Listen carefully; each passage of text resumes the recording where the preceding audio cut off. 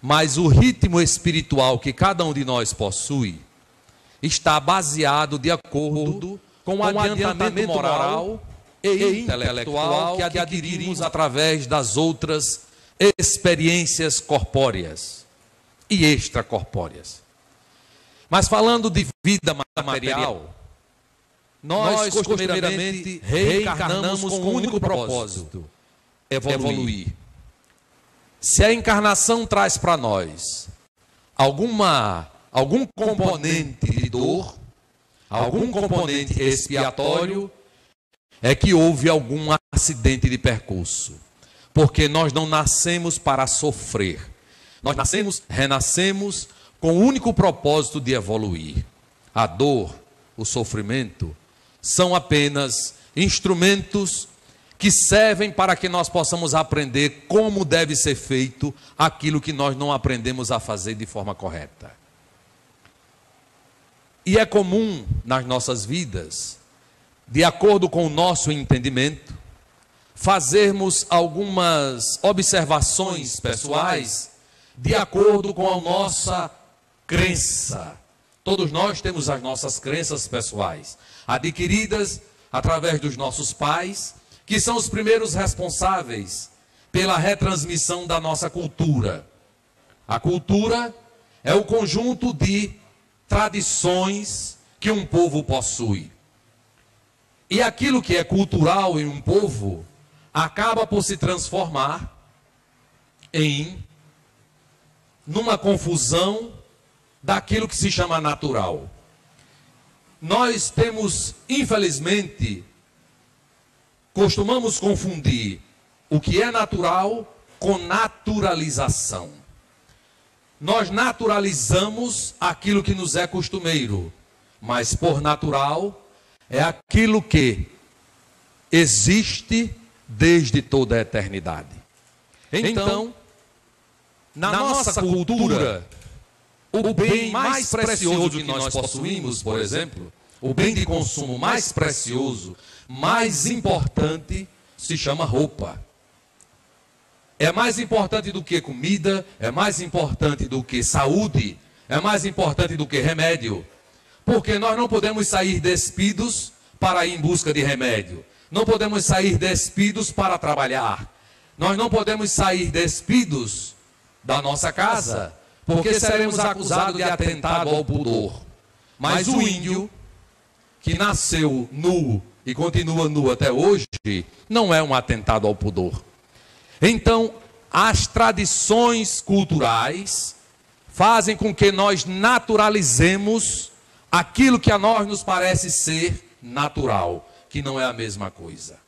Então, quando uma pessoa nasce e tem o convívio com pessoas violentas, ela acha natural reagir de forma violenta. Mas, na verdade, ela naturalizou aquele comportamento, o que é completamente diferente do que seria natural. Por natural, Kardec teve a preocupação de saber qual seria a lei de Deus. Qual seria, como poderíamos identificá-la? Então, quais seriam os caracteres da lei divina? Deus então, os espíritos então responderam: por natural, entenda-se tudo que foi criado por Deus, exceto o mal. Porque o mal não foi criado por Deus, é apenas a opção de não seguir o bem. Arruma um monte de dívida, cartão de crédito e por aí vai. E queremos a varinha de condão. A nossa varinha de condão se chama Mega Sena. Porque a gente passa o ano inteiro acumulando dívida. Quando chega no fim do ano, aí fulano diz assim: olha, vamos jogar na Mega Sena porque está acumulada. Ah, está acumulada, então eu vou jogar, porque eu não jogo quando ela é comum. Eu não vou gastar a minha sorte ganhando 20, 30 milhões. Eu quero os 300 milhões. E aí eu ouvi os nossos companheiros, não que eu não já tenha jogado. Estou falando, me incluindo. Depois que tomamos consciência, resolvemos trabalhar mais para pagar nossas dívidas. E aí então o grupo de amigos estava lá fazendo, porque é natural. É natural eu procurar o caminho mais fácil? Não é natural. Nós naturalizamos esse comportamento. E aí então eles disseram assim: fulano, se a gente ganhar, vai dar tantos milhões para cada um, você ainda vai continuar trabalhando aqui? Ele disse: nem um minuto a mais.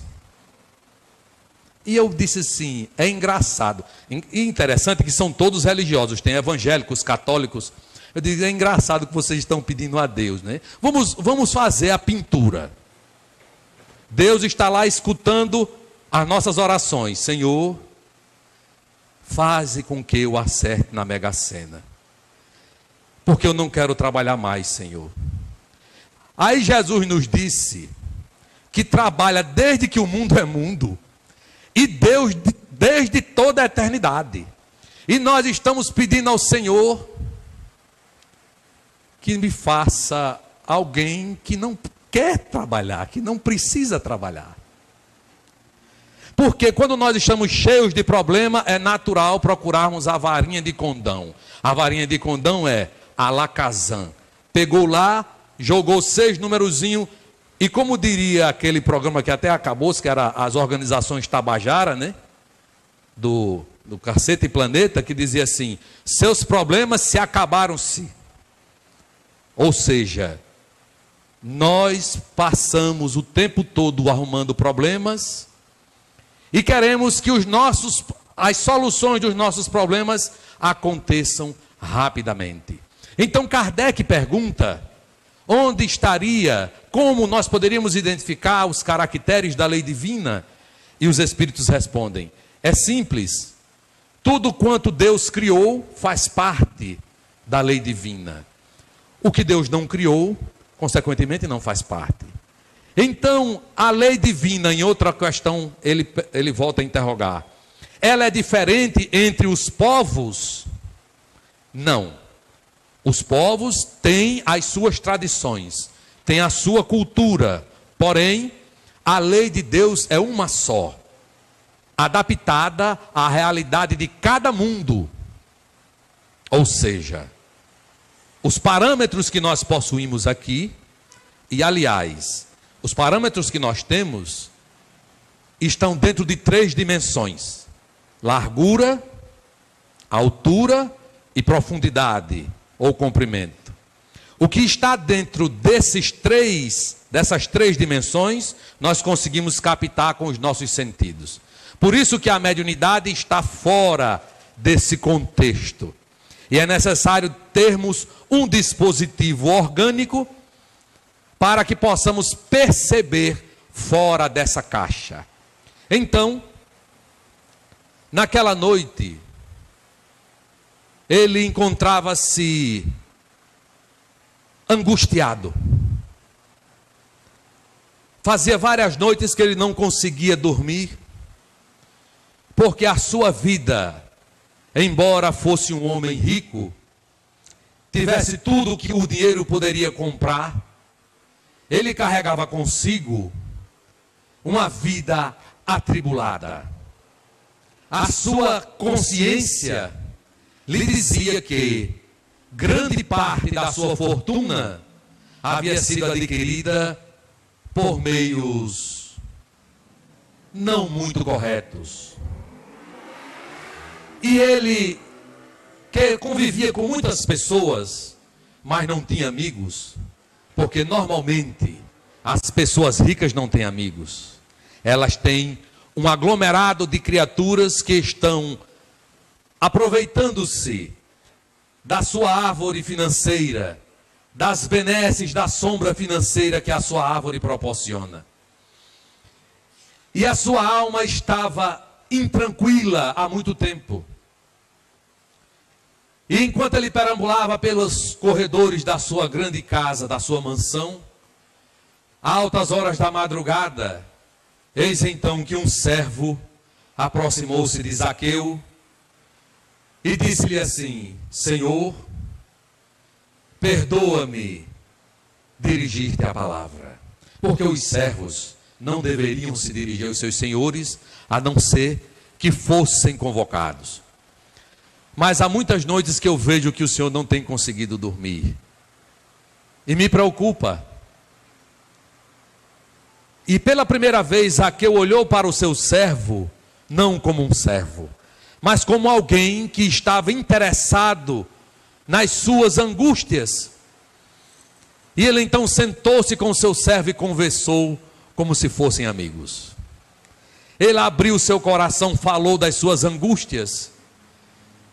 E o jovem servo disse assim: na verdade eu não tenho muito para te falar, porque essas coisas que o senhor está passando, eu não sei como, mas tem alguém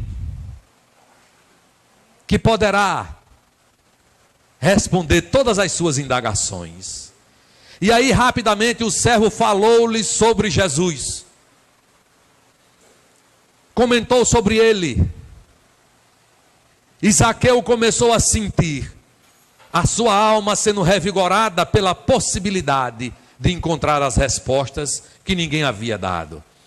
E o jovem disse: por coincidência, tenho notícia que ele virá para Jericó ao amanhecer do dia. E nós ficamos a imaginar o que se passou na cabeça de Zaqueu, porque ele que estava sem sono agora perdeu a tranquilidade por completo. Ao amanhecer do dia, ele correu às portas da cidade e ficou aguardando.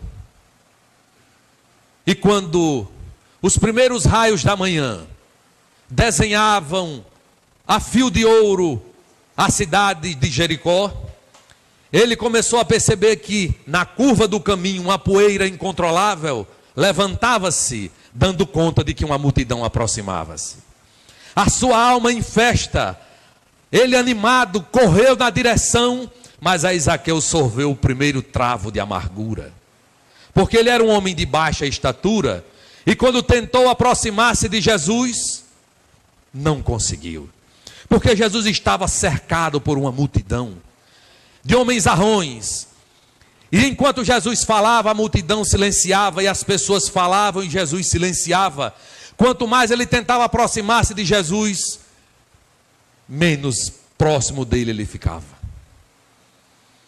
Mas ele era um homem, um cobrador de impostos, era um homem habilidoso com as matemáticas, era inteligente, raciocinava rápido. Se eu não posso falar com ele, gostaria pelo menos de vê-lo. Pensou então que precisava de algo para subir, e ao ver a margem do caminho um sicômoro, ele percebeu que a multidão passaria por ali, correu para a árvore, subiu-lhe o tronco, aquietou-se entre os galhos e esperou. Essa é a parte uma das partes mais importantes dessa passagem, porque Zaqueu soube entender as suas limitações e esperou. Quantos de nós ainda não aprendemos a esperar? Porque é natural querermos tudo para ontem. Nós não entendemos que o natural é trabalhar continuadamente. Então, quando a multidão aproximou-se, ele não teve a menor dificuldade para identificar o Senhor em meio a todos.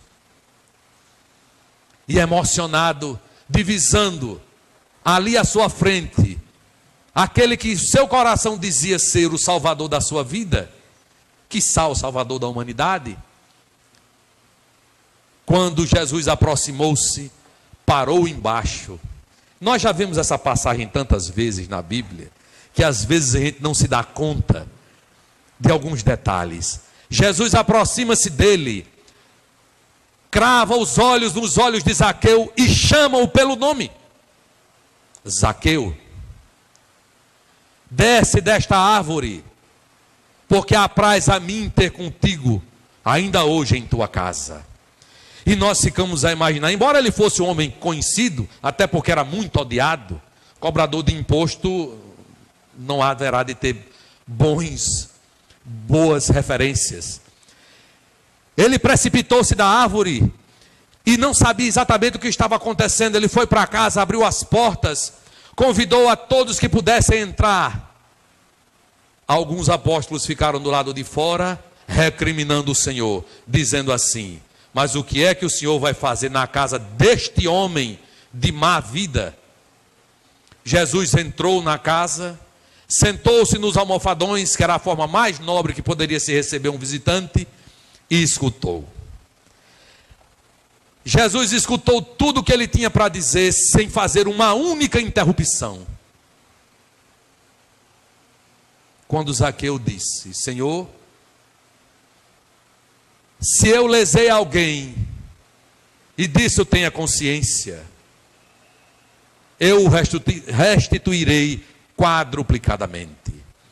E aí Jesus diz a frase morredora: em verdade, Zaqueu, a salvação entrou na tua casa. Detalhe: a pessoa está na segunda pessoa. Tu, ou melhor, na primeira pessoa. Tu, do singular, e não na vossa casa. Porque não estava dando garantia de salvação aos familiares, mas a ele, porque os familiares não tiveram interesse em saber do que estava se passando. A passagem de Zaqueu demonstra que, apesar de ter conseguido tantas coisas materiais, ele era um homem que a sua consciência o chamava para o caminho da retidão. E no próprio livro dos Espíritos, quando Kardec trata da lei divina natural, ele faz uma pergunta que demonstra a grande capacidade da doutrina espírita de ser universalista. Onde está escrita a lei de Deus? Na consciência. Os Espíritos poderiam estar dizendo: está escrita nesse livro que nós estamos escrevendo, no livro dos Espíritos, na Bíblia, no livro dos Vedas. Não. A lei de Deus está escrita na consciência, que nós poderíamos tentar entender como sendo a voz de Deus que nos responde às nossas indagações. Quando nós oramos, Deus escuta a nossa prece. Quando nós interrogamos a nossa consciência, Deus responde através das suas leis. Haverá de perguntar à consciência e ela haverá de nos dar a resposta que precisamos, sem haver nenhum tipo de cobrança. Por isso que natural é escutar a voz da consciência. E nós naturalizamos o chamado jeitinho brasileiro. Porque o que Zaqueu fez, embora fosse um homem bom, como todos nós somos bons, todos nós, embora nós tenhamos assim, queiramos encontrar a varinha de condão, o caminho mais fácil, Zaqueu, naquela época, ele estabelecia o imposto a César, e fulano, ao pagar o imposto, ele fazia mais ou menos como aquela conta de Luiz Gonzaga: um para eu, um para tu, um para eu. Um para eu, um para tu, um para eu. Ou seja, o um era de César e os dois eram de Zaqueu. E então, como muitos de nós fazemos o chamado, e a gente pensa que é nosso, e a gente se orgulha inclusive de dizer: o jeitinho brasileiro é natural. Negativo. O jeitinho brasileiro foi naturalizado como uma cultura equivocada das nossas vidas. Por natural é não fazer, não seguir o jeitinho brasileiro, é seguir aquilo que a nossa consciência demanda. Que faria Jesus se estivesse em nosso lugar? Utilizaria do jeitinho brasileiro ou faria o que a sua consciência manda? Então, Kardec nos diria que a lei de Deus escreve, pergunta e os Espíritos respondem que a lei de Deus está escrita na nossa consciência. E qual o Espírito então, qual o principal modelo que Deus haveria de nos dar como modelo e guia? E os Espíritos respondem: Jesus. Simplesmente. E Kardec faz um comentário na sequência da resposta, dizendo que Jesus é a perfeição que nós aqui nesse planeta podemos alcançar. É o parâmetro de perfeição que nós temos, porquanto ele não agrediu a ninguém. Ele não perguntou de que espécie cada um de nós éramos, ele simplesmente fazia o que a sua consciência mandava. Enxergava em nós o lado positivo da coisa, sempre fazendo com que nós pudéssemos avançar sem olhar para trás. Sempre nos dando a possibilidade, como na mensagem lida de abertura: levanta-te, você é quem tem a capacidade de ir, ide. E esse é um diferencial da doutrina espírita, porque aqueles que vêm à casa espírita para resolver, para que os espíritos resolvam seus problemas, está no local errado. Aquele que vem ao espiritismo, porque é natural procurar a doutrina espírita quando não tem mais solução em canto nenhum.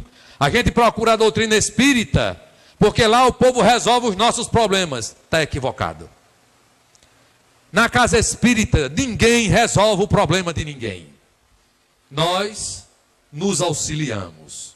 Porque é bem verdade que quando um pede é uma coisa, quando tem 10 pedindo, o peso é outro. Então nós estamos juntos para pedir a Deus: Senhor, fulano está precisando de ajuda. Quando temos 10 pedindo, as nossas orações, os nossos fluidos mentais, as nossas cargas emocionais direcionadas, auxilia-nos. Mas como dizia Chico Xavier, ir à casa espírita para espantar a mosca da ferida não serve para nada. Porque quando a gente espanta a mosca da ferida, a mosca dá um giro e volta para a ferida. Ou então virão outras moscas. É necessário tratar a ferida na sua essência. E Bezerra de Menezes nos diz que o único remédio eficaz para todos os males do espírito é uma dose diária de evangelho no coração. Uma colher de evangelho todos os dias.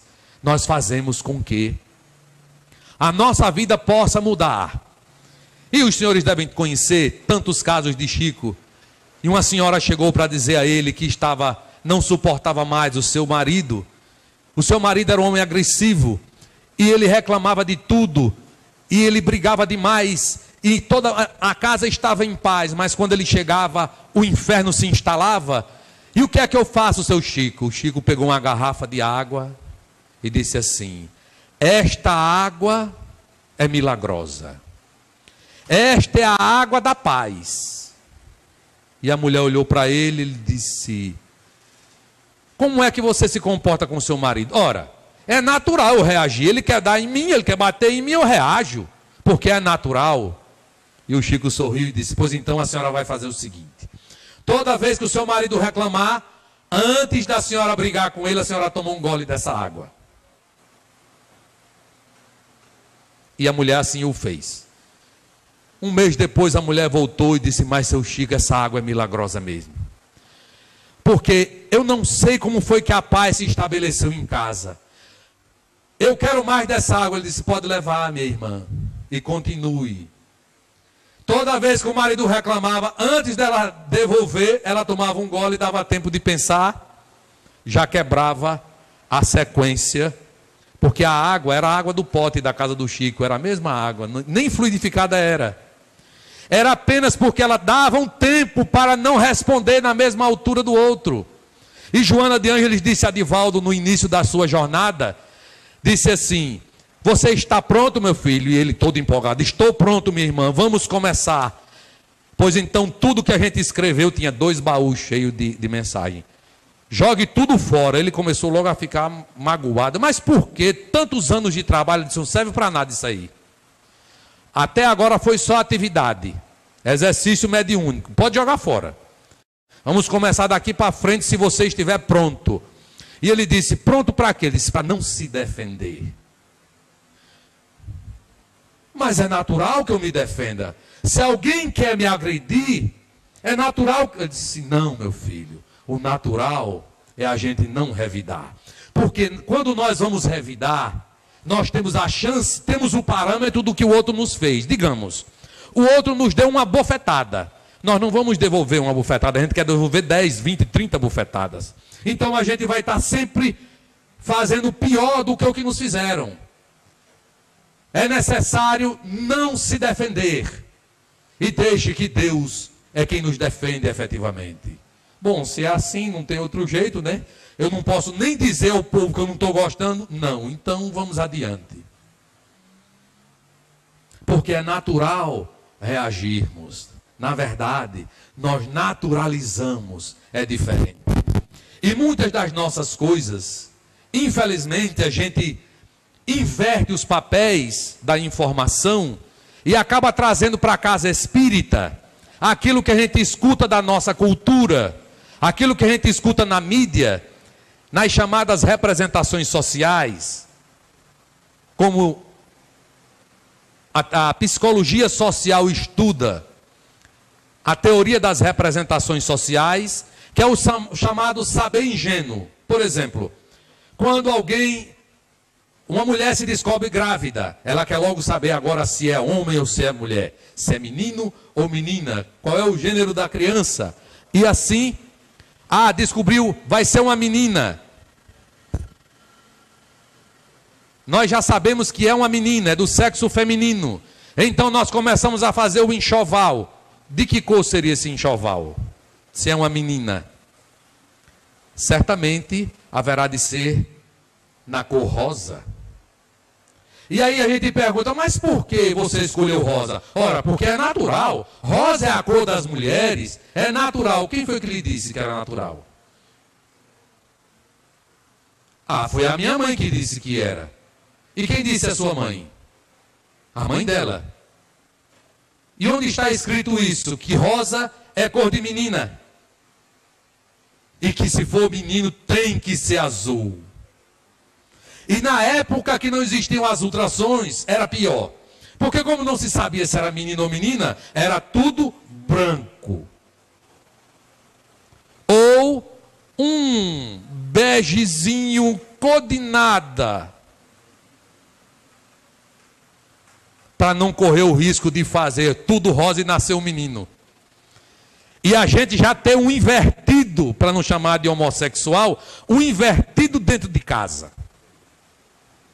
Veja como nós nos apegamos a algumas coisas e naturalizamos. E aí a gente traz para a casa espírita algumas coisas, e às vezes nas palestras a gente até utiliza como se fossem conceitos espíritas. Quantas vezes nós já ouvimos vários palestrantes dizer, pau que nasce torto, morre torto mesmo. Sim. Quem foi que disse isso? Qual é o capítulo do livro dos Espíritos que trata disso? E é um conceito correto para os paus. Falando de botânica, a planta que nasceu tortinha lá, ela não tem como se enjeitar. Nós não podemos trazer isso para o ser humano. Nisso não é um conceito espírita. E o Divaldo conta que é apaixonadíssimo por Amélie Gabrielle Boudet, que é a esposa de Kardec, e estava fazendo todo empolgado uma palestra sobre ela, porque ela era maravilhosa, e ela era musicista, enfim, ela era tão maravilhosa, por isso que Kardec conseguiu a sua missão graças à ajuda dela, porque como nós sabemos, atrás de um grande homem tem sempre uma grande mulher.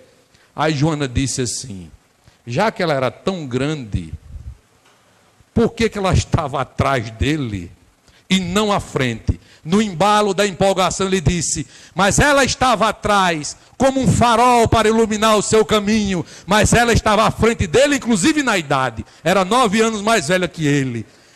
Aí Joana olhou para ele, deu um sorriso e disse, é isso aí. Nós naturalizamos o que escutamos e trazemos para a casa espírita como se fosse algo natural.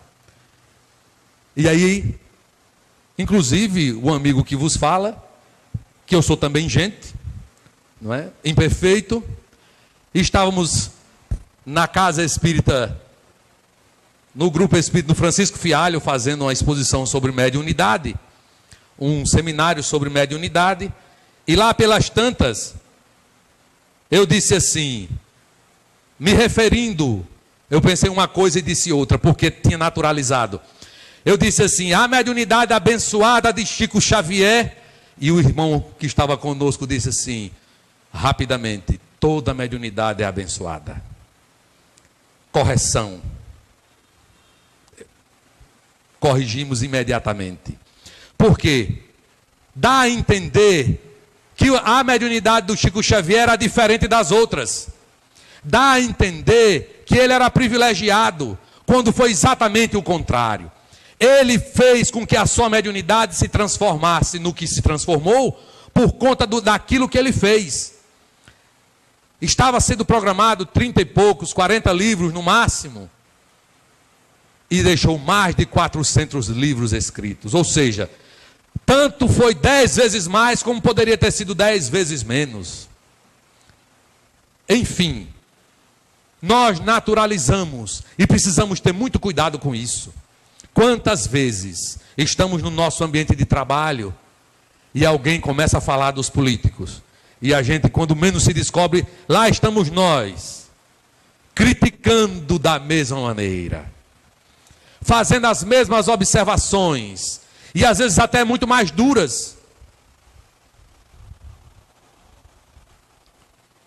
E eu me recordo que, certa feita, eu fiz um comentário mental. Eu morava lá na minha cidade natal, Delmiro Gouveia, e estava indo ao centro espírita. Veja que coisa interessante. Estava indo ao centro espírita, e na passagem vi a casa do prefeito. E ao ver a casa do prefeito, eu fiz uma mentalização negativa.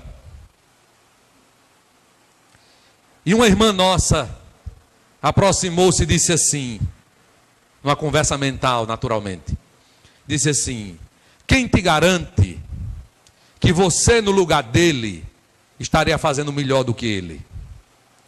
Quem te garante que no lugar dele você não estaria fazendo coisas piores do que o que ele faz?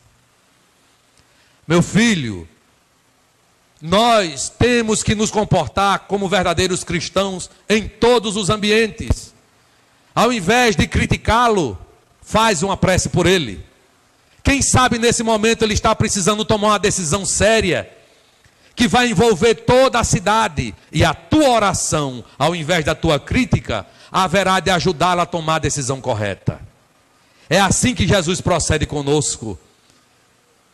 Cuidado com o que pensas, porque o universo está a escutar. E é exatamente isso que acontece. Ao invés de criticarmos, devemos fazer a nossa prece pela pessoa. Não é apoiar o crime, mas apoiar o criminoso, para que ele deixe de ser criminoso, e não para que ele continue no crime. Dando um exemplo de criminosos, não que o prefeito fosse criminoso, mas se nós não apoiarmos aqueles que estão em dificuldades, eles jamais sairão da dificuldade. Porque quando nós lá estivemos, alguém veio nos buscar sem perguntar o que nós havíamos feito. E uma das coisas que mais me emocionaram na doutrina espírita desde os primeiros dias foi, ao ler os livros de André Luiz, observar que nos resgates, os espíritos, os lanceiros de Maria, por exemplo, eles não vão perguntar: por que foi que esse aqui se matou? O que é que ele estava fazendo? Por que fulano está naquela situação ali? Não. Eles apenas jogam as redes, estendem a mão e dizem assim: vem. Não importa o que fizeram, não importa por que estão ali, importa o que eles querem ser daqui para frente. E se o que nós queremos ser daqui para frente é entender que, como disse Kardec, a educação é o único meio pelo qual nós podemos mudar de comportamento. É a educação, e a educação é o conjunto dos hábitos adquiridos. Então esses hábitos desequilibrados que nós naturalizamos, e dizemos que é natural, por exemplo, levar vantagem em tudo, o espírita entende e deve fazer com que a sua vida se transforme pelo meio da educação. A educação espiritual haverá de ser composta por aquilo que nós construímos aqui, através do nosso conhecimento e da prática da caridade e do amor ao próximo. As leis de Deus se dividem nas leis físicas e nas leis morais. Os dois grandes conjuntos de leis que regem todo o nosso universo. E o nosso planeta, naturalmente. Nós precisamos trabalhar para entender as leis morais, uma vez que as leis físicas são mecânicas. Entendendo as leis morais, nós haveremos de alcançar o equilíbrio que precisamos. Seguindo par e passo com a lei de Deus, haveremos de alcançar a nossa felicidade. Mas a educação precisa começar nos gestos mais simples. Eu observei, inclusive, lá na nossa casa em Arapiraca, no Grupo Espírita André Luiz, nós temos também, nos sanitários, alguns avisos. Aqui na nossa casa nós também temos. Notem, senhores, que estamos em pleno século 21, estamos no 3º milênio, estamos num processo de transição, e ainda é necessário escrevermos nos nossos sanitários: por favor, dê a descarga depois de usar o vaso sanitário. Nós ainda precisamos dizer assim: jogue o papel na lixeira. E, inclusive, tem umas frases filosóficas maravilhosas, assim: o lixo é para ser posto na lixeira. Quando não, tem outras coisas mais engraçadas, assim: tem como se usar um mictório, pare e passo, aproxime-se, não fique tão distante, não sei o que, faça assim. Nós ainda não aprendemos a utilizar um sanitário público sem deixar a nossa marca da nossa má educação. Nós ainda não aprendemos a respeitar uma fila onde todas as pessoas estão ali esperando para serem atendidas, e a gente simplesmente dá um jeitinho, chega lá na frente, pede o da frente para passar, o da frente deixa, achando que ele é dono da fila inteira, e o camarada passa. E quando ele chega lá fora, diz assim a esposa que está no carro: olha, tá vendo aí, ó, a fila é enorme, e eu com um jeitinho, né? A gente tem que ser desenrolado, não é assim que a gente diz? A gente tem que ser desenrolado. Passei na frente de todo mundo, e ele acha que isso é um privilégio, um prêmio. Desrespeitar o outro. Então, a casa espírita, nós estamos para aprender, inclusive, ainda a nos comportarmos de forma higiênica, fisicamente falando. Imagine a nossa higiene mental. O que nós andamos pensando, fazendo nas nossas noites de sono. Então, Moscovici diria que, na teoria das representações sociais, o saber comum, como nós dissemos ainda há pouco, a cor rosa para a menina e a cor azul para os meninos, vai sendo reproduzido através da cultura, e nós vamos naturalizando, acreditando ser natural, que não tem nada a ver uma coisa com outra. E nesse processo a mídia faz com que nós sejamos bombardeados com as representações que eles têm interesse. Por exemplo, o que é que dá Ibope? Tiro, facada, morte e desgraça. Então é natural que eu bote o máximo de informação possível para isso, porque isso é o que o povo quer ver. Na verdade, o povo nem sabe que quer ver, nem sabe que ele foi conduzido para chegar nesse ponto e achar que gosta de ver aquilo. Na teoria das representações sociais, nós começamos a reproduzir alguns valores que alguém disse e a gente nem sabe por que está dizendo. Alguém criou lá um programa e diz assim: olha, isso tem que ser desse jeito. A cor da moda para esse ano é ocre. Eu não sei o que é ocre. Sinceramente, eu não sei o que é ocre. Quando me apresentaram o ocre, eu digo: para mim isso é cor de burro quando foge, como se diz no sertão. Que é um bege quase sem nada. Mas mudaram o nome para ocre. E alguém disse que é a cor da moda. Sim, mas quem foi que disse? Não, saiu na televisão, sim. E porque alguém saiu na televisão, eu vou acompanhar? Diria Chico Xavier: quem acompanha a moda não tem personalidade. Porque alguém diz assim: ah, agora a cor é botar vermelho no cabelo, só a banda, porque a outra tem que ficar, é uma cor da lua, uma cor do sol, e a gente vai fazendo. Ah, a moda agora é andar dessa forma, sim. Quem foi que disse? Ah, eu não sei. Está todo mundo usando. Então é natural que eu use também. Eu não posso ficar fora do contexto. E quem disse que você vai ficar fora do contexto? Na verdade, nós vamos seguindo dia após dia, sem nos darmos conta que somos o resultado de uma educação que foi ou repressora ou liberada. Muitos de nós, não que tenhamos assim muita idade para isso, mas muitos de nós tivemos pais repressores. Era a linha dura. Era mais ou menos como os servos com Zaqueu. Você não podia se dirigir. Tinha que ser do jeito que o papai dizia. Ou a gente estava frito. Era a linha dura. Essa geração que viveu sobre os ferros dos pais na linha dura, querendo ter um outro tipo de comportamento, inverteu o processo. Para os filhos, eu não quero essa educação. E aí foi para o outro extremo. Passou a fazer a educação dos filhos, a chamada educação liberada. Deixa ele fazer o que ele quiser. Quando ele crescer, ele que vai escolher. E a criança, que não tem parâmetros, vai fazer o que lhe der na telha, o que der no seu entendimento. Então a educação repressora ou a educação liberada produziu muitos de nós egoístas, muito mais do que o que somos. Produziu possessivos, pessoas profundamente ciumentas, desequilibradas, porque queriam o que não podia.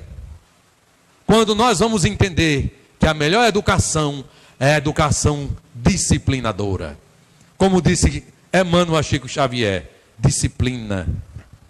Disciplina e disciplina.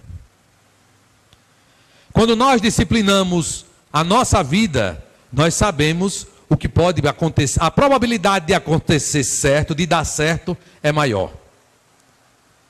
Quando nós disciplinamos os nossos horários, nós conseguimos tempo para tudo. Quando nós disciplinamos os nossos filhos, eles saberão escolher, saberão dividir o seu brinquedo com o coleguinha, saberão esperar a sua vez na fila, saberão respeitar o outro, porque ele está dentro de um processo de disciplina. E por disciplina, sim, isso é natural. Isso faz parte do conjunto das leis de Deus, porque não existe mais nada disciplinado do que o próprio universo. Dentro das suas leis imutáveis, aquelas leis todas, as poucas que conhecemos e aquelas que não alcançamos ainda, todas elas estão dentro de um grande conjunto disciplinado pelo próprio Criador. Então, é a doutrina dos Espíritos que nos traz a consciência, a condição de entender que só através da educação nós podemos adquirir consciência espiritual, disciplina espiritual, evolução espiritual. Ah, mas eu já escorreguei tantas vezes, não importa. O que importa é que nós nos levantamos todas elas. Esse é o conceito verdadeiro de espíritas, de cristãos, porque em última análise, a nossa vida é muito parecida com a vida de Zaqueu. Muitos de nós somos parecidos com a vida dele. E muitos de nós espíritas nos comportamos como os apóstolos. Se entra alguém na nossa casa que a gente sabe que é uma pessoa, no nosso conceito, de má vida, a gente olha logo assim e diz: mas o que é que essa pessoa está fazendo aqui? Do mesmo jeito que os apóstolos fizeram com Jesus. O que é que o Senhor quer com este homem? E ficaram do lado de fora, não entraram. Mesmo Jesus dizendo: eu não vim para os sãos, eu vim para os doentes. Mesmo Jesus dizendo: olha, não adianta, eu vou, porque a minha consciência me diz que eu devo ir. Do mesmo jeito que eles criticaram o Senhor, nós muitas vezes criticamos o presidente do centro, porque estamos recebendo pessoas drogadas, desequilibradas, assassinos, criminosos, sei lá. Nós, infelizmente, nos comportamos muito com a vida de Zaqueu. Se temos um comércio, a gente equivoca a balança que ela para ela dar, né? Aqui é a minha defesa, eu não posso estar perdendo. A balança é para dar 1 quilo, não dá 1 quilo, dá 900 gramas. E ao final de uma existência de comércio, nós temos um monte de tonelada de açúcar, de feijão, de arroz para devolver. Quando se vendia muito tecido em metro, o pessoal marcava na mesa, 1 metro, nunca dava 1 metro. Marcava na mesa e ficava medindo o tecido como se fosse 1 metro, nunca dava 1 metro. Mas é só 1 centímetro. Cada cliente que a gente atende com 1 centímetro a menos, no final de 1 ano de uma existência de comércio, a gente vai ter um bocado de fábrica de tecido aí para devolver. Porque os grandes problemas nunca começam grandes. Começam sempre pequenos. Nós vamos deixando que os pequenos problemas vão se acumulando, e quando a gente se dá conta, nós estamos com uma montanha de problemas para resolver. Então, a lei divina está escrita na nossa consciência. Sempre que tivermos qualquer dúvida, não precisamos estar com o livro dos Espíritos, com o Evangelho debaixo do braço, para consultá-lo. Basta consultar a nossa consciência. E haveremos de obter a resposta para as nossas indagações, para as nossas frustrações. Como Zaqueu naquela noite, que teve o seu servo, e na manhã do dia seguinte teve a Jesus. Nós sabemos onde Jesus se encontra. Sabemos que não estamos sozinhos nunca. Teremos sempre os nossos espíritos amigos para aliviar os nossos sofrimentos, para dizer, vamos adiante porque Deus proverá. Na nossa má educação espiritual, costumeiramente nós metemos as mãos pelos pés e criamos muitas expectativas fora da nossa realidade. E aqui estamos para aprender, para nos educarmos, até um dia chegarmos a ponto de dizer, Senhor Jesus, estão desfeitas as minhas ilusões de adulto sonhador. O teu rosto de realidade iluminou os recantos sombrios do meu ser, onde eu guardava as ambições impensadas. Esvazia-se a taça dos meus desejos, porém me plenifico com a paz que de ti se irradia, e já não anelo por mais nada, exceto seguir ao teu lado. Porque é rico de amor o coração que é pobre de poder. O ouro escraviza ou mata o afeto, asfixiando na frieza do seu brilho. Rompe as algemas feitas de metais preciosos e ata nos teus pulsos os elos de bondade para as ligações do amor. Deixa que escorram por tuas mãos cariciosas os afluentes do teu coração que ama. O tesouro do mundo pesa, vergando o possuidor cada vez mais para baixo. O tesouro do amor, ao contrário, ala-o para voar livre e feliz por sobre os córregos do infinito. Esvazia a tua vida de toda e qualquer ambição para que, pobres de poder, tenhas rico de amor o coração. Muita paz para nós todos.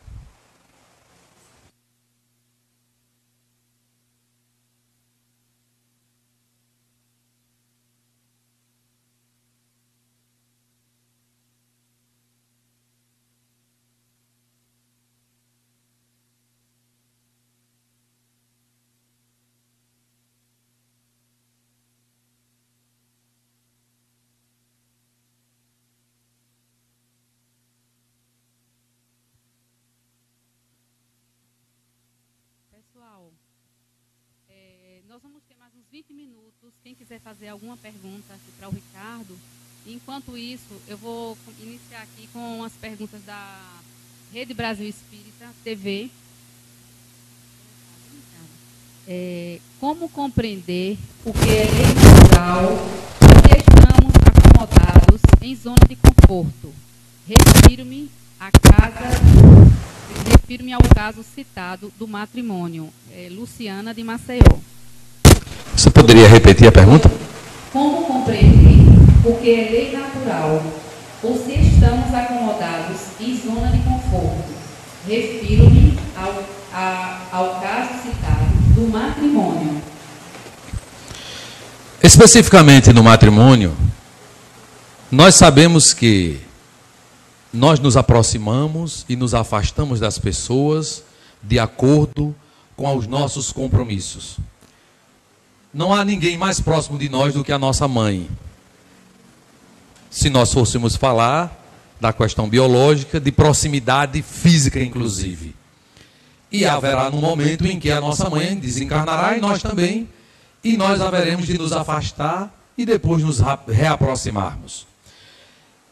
A nós nos foi dada uma ideia, porque muitos de nós somos espíritas pela primeira vez. Nas outras encarnações nós não éramos espíritas. O espiritismo é muito jovem. Muitos de nós estamos sendo espíritas pela primeira vez. E nós trazemos uma ideia quase arraigada, impressa no nosso perispírito, de que casamento é para sempre. Nada é para sempre. Nós casamos que é para ser para sempre. Só que a morte nos separe. Inclusive, Kardec previu a respeito do divórcio, da separação, no próprio Evangelho segundo o Espiritismo. É lógico que no processo do casamento, muitos de nós, considerando a vida que nós levamos de vários anos com a mesma pessoa, a vida que nós levamos com a mesma anos, minutinho só. Ok? Melhorou. Como nós temos uma vida, levamos sempre em consideração. Às vezes confundimos isso com zona de conforto. E queremos prolongar, porque não temos a coragem de enfrentarmos o processo de mudança, que é trabalhoso. E normalmente esse trabalho é carregado de algum sofrimento. Como nós não queremos sofrer, preferimos permanecer no sofrimento que a gente já conhece. Muitos de nós, eu conheço algumas pessoas que dizem assim: olha, se é de eu enfrentar outra e ser pior, eu fico com essa que eu estou. Se referindo à pessoa, ou essa é a pessoa, não tem necessariamente que ser a mulher. Eu prefiro ficar com essa pessoa que eu já conheço e estou acostumado. Mas nós precisamos entender, como diz Joana de Ângeles, nós não temos a desculpa de dizer que estamos convivendo com alguém que nos maltrata, porque estamos para fazê-lo evoluir. Ninguém faz ninguém evoluir. E André Luiz diz o seguinte: ninguém é obrigado a conviver com quem lhe tira a paz. Aquele que lhe tira a paz, você tem todo o direito de sair de perto dele. Ou dela, naturalmente. É importante sabermos avaliar aquilo que efetivamente constrói. Porque muitas relações já terminaram há muitos anos. E as pessoas acham que ainda estão casadas porque estão coabitando. Então é natural a gente pensar que, ficando, estou fazendo a caridade. Não está. A caridade não precisa, para se fazer a caridade ao outro, eu não preciso sofrer. A caridade, ela não traz em nenhuma circunstância sofrimento para aquele que pratica a caridade. Ainda que tenha algum componente expiatório ou de fisicamente falando de dificuldades, a caridade sempre deixa em nós o prazer de estar servindo ao outro. Portanto, que tenhamos essas duas referências de Joana de Ângeles e de André Luiz, de que natural é continuar sendo feliz, construindo com aqueles que nos fazem bem e estão ao nosso lado. A segunda pergunta é: como distinguir o bem e o mal? Yala de Angola. O livro dos Espíritos é bem claro nessa parte, que diz: tudo quanto Deus não criou se constitui no mal. Tudo que Deus criou se constitui no bem. As leis humanas, elas são mescladas de coisas boas e de coisas ruins, porque nós fazemos de acordo com a nossa cultura, criamos as nossas leis de acordo com as nossas tradições, com os nossos costumes e de formas circunstanciais. Todos os dias os legisladores estão aí mudando a lei. Quando a gente põe uma vírgula, já muda o sentido, já dá um outro tipo de interpretação. Então, para o homem, independentemente da sua crença, se a lei está escrita na sua consciência, o bem e o mal são nada mais, nada menos do que a lei de Deus, que nós devemos segui-la, e o mal é tudo quanto Deus não criou, e que nós, naturalmente, respondemos por aquilo que fazemos. O mal sempre traz consequências negativas. O bem, ao contrário, ele se multiplica. Quando nós praticamos o bem, percebemos que ele haverá de se multiplicar em outras sementes. Da mesma forma que o mal também se multiplica. Só um detalhe: o mal que é praticado, a pessoa que assassina outra, que tira a vida de outra pessoa, o mal não está só na vida que foi ceifada. Mas se é um pai de família que foi assassinado, todas as privações que a sua família passar, todo o sofrimento que os seus filhos, sua esposa, seus amigos e seus parentes vierem a passar em função daquela morte, é de responsabilidade do assassino. Então, o bem e o mal estão delineados, andando pela senda da lei de Deus, haveremos de estar praticando o bem. Se sairmos desse caminho, estaremos praticando o mal. Se não fizermos nenhuma coisa nem outra, já estaremos fazendo o mal, porque estamos perdendo tempo. Alguém tem alguma pergunta a fazer?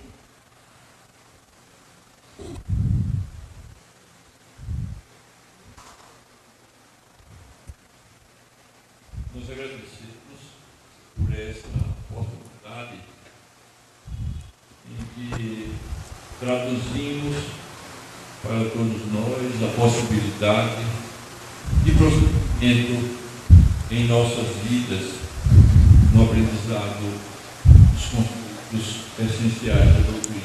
Muito obrigado pelo senhor presidente.